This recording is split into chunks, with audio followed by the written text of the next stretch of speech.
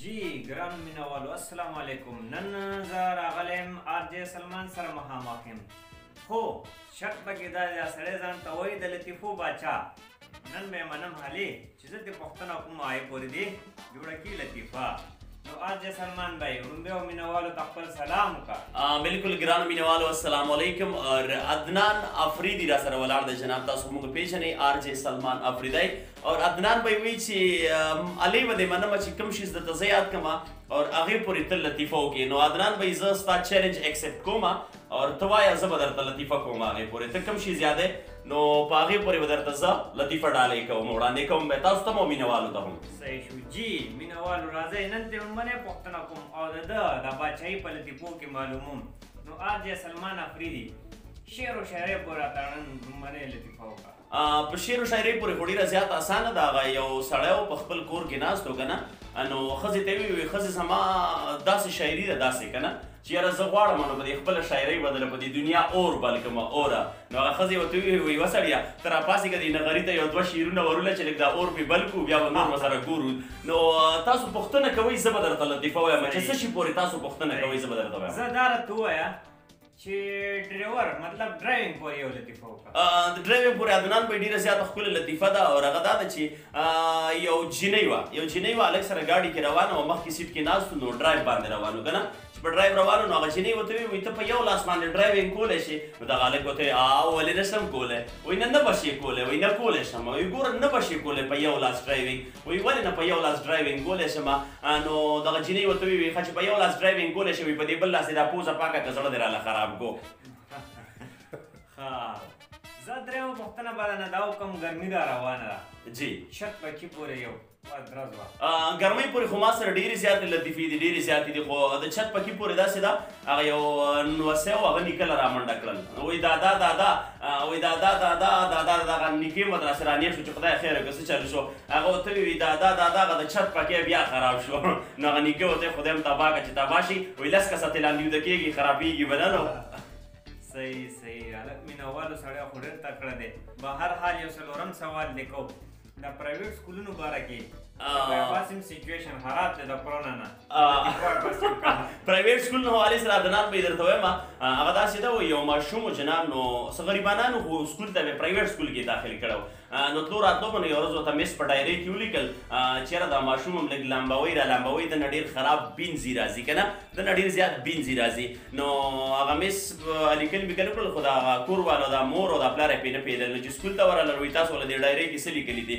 نو هغه میس یې ورته ووایي وایي موږ له دا لیکلي دي چې تاسو لږ دا ماشوم لمبوی را لمبوی دنه ډېر خراب بینځي راځي. نو هغه ښځه ډېره تیزه وه د دې ماشوم مور که نه. نو هغه دې میس ته ووایي وایي موږ یې تاسو له سبق له رالېږو. وایي بینور لیدله نه رالېږو چې ته یې بینې را بینې. وایي صحیح شوه. وایي سبق ورته ښایه بینوه را بینوه یم. په هر حال یو لطیفه راته وکړه هوټل باره کې. د هوټل باره کې خو ډېرې زیاتې دي او یو ډېره اوږده ده خو دا یو لنډه به درته وکړم.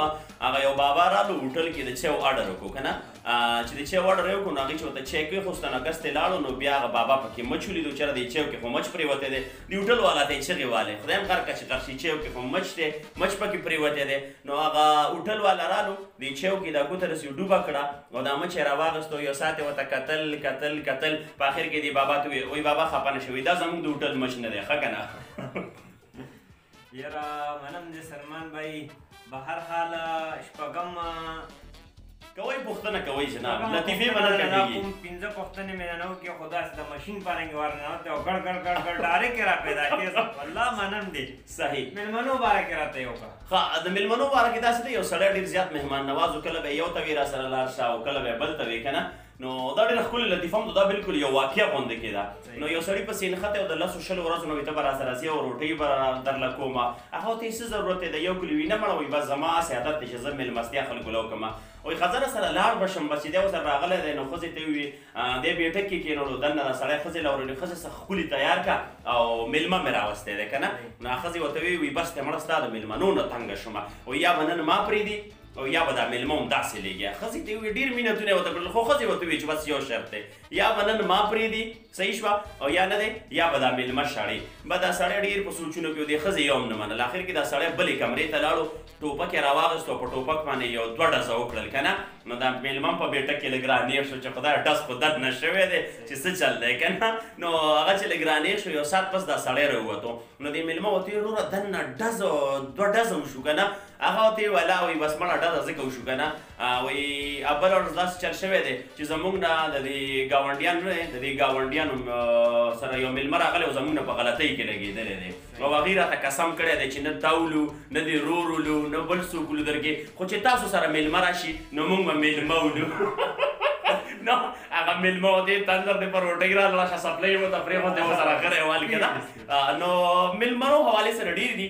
خو دا یو واقعه غوندې کې شریکه شوې وه تاسو یو ډېر ښه ټاپک هېروئ جناب کېدای شي زما په خیال د ښځې خاوند په حوالې سره تاسو پوښتنه ونه کړې ده اوس مې زړه کې راغلی سلمان بهي واده خو دې کړی دی نو بس زه یم چې د ښځې خاوند باره کې مرترز وایم د ښځې خاوند باره کې به درته دا ووایم هغه یو سړي له 2 دي جناب دواړه به درته وکړم یو سړي له مور او پلار ډېره تکه توره ښځه کړې وه که نه نو هغه ښځه ولې یو ورځ راله او ورته ویې داسې تکه توره او ځان یې تیار کړی ورته ودرېده که نه وایي وسړیه په ما کې او په نور کې څه فرق دی نو هغه خاوند یې ورته وي ښځې وایي نه تا ته څوک کتی شي او نه نور ته څوک کتی شي او بل هم ده تکې تورې پورې داسې ده چې دا ډېره مشهوره ده ډېرو خلکو به اورېدلي وي و یو تکه توره مضبوطه ښځه وه او هغې ځان تیار کړو جامې مامې هم زیړې میړې واچولې که نه او خاوند ته ودرېده مخې ته وایي یوه سړیه زه په دې زیړو جامو کې څنګه ښکارم که نه نو هغه سړي ورته وویل چې ښځې ته په دې زیړو جامو کې داسې ښکارې لکه په شړشمو کې چې میخه ولاړئ نو دغه بله شوه ښځې خاوند پورې خو ډېرې زیاتې دي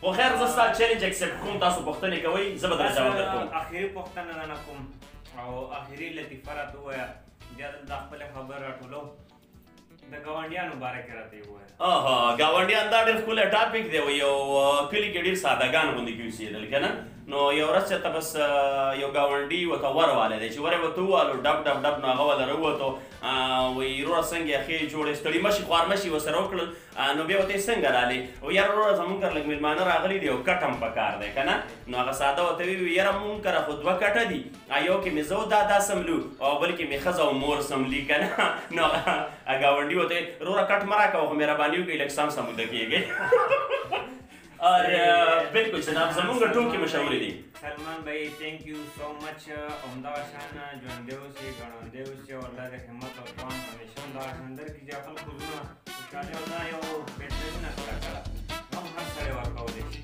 خوشحالي ډېر کم خلک دي تاسو په کمو خلکو کې یو دي او الله دې ژوندی لره زموږ مینهوال خپل مینهوال خوشحاله ډېره مننه چې عدنان بھائی ډېره مننه عزتمن شي خوشحاله اوسئ او خوشحالیانې خورېږي جناب که هغه په هر شکل کې وي جناب که هغه په ښکلو خبرو باندې وي که هغه په ټوکو باندې وي نو بلکل جناب یو جهان مننه عدنان بھائی ستاسو هم دلته راغلئ او زموږ سره دا خپلې